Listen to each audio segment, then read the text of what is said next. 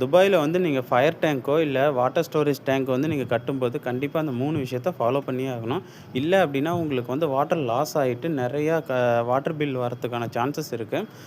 First வந்து என்ன அப்டின்னா, நம்ம மேக் பண்ற டேங்க் வந்து கான்கிரீட்ல தான் மேக் பண்ணுவோம். ஸோ, கான்கிரீட்ல வந்து ஏதாவது நம்ம சப்போர்ட்க்கு குடுத்துருக்க ஸ்டீல்ஸ் வந்து எதுவும் தெரியுது அப்டின்னா, அத ப்ராப்பரா கட் பண்ணி, நல்லா கிளீன் பண்ணி ஃபினிஷிங் பண்ணிக்கங்க.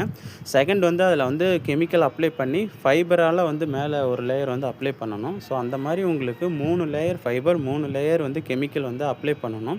ஸோ, இதான் வந்து வாட்டர் ப்ரூஃப் ப்ராசஸ். இதில நம்ம லேயர் குடுக்கும்போது கரெக்ட்டா ஜாயிண்ட் எட்ஜஸ் அந்த ஜாயினிங் எல்லாமே நம்ம 10, 10 சென்டி எக்ஸ்ட்ராவா குடுத்து லேப்பிங் குடுத்து அந்த ஜாயினிங் வந்து நம்ம பண்ணணும்.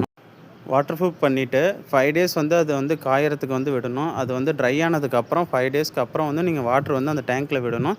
விட்டீங்கன்னா, அதுக்கப்புறம் வந்து உங்களுக்கு லீக்கேஜ் எதுவும் இருந்ததுன்னா, மறுபடியும் இன்னொரு கோட் வந்து நீங்க வாட்டர் ப்ரூஃப் பண்ணணும். லீக்கேஜ் வந்து இல்ல அப்டின்னா, நீங்க பண்ண ஒர்க் வந்து ஓகே.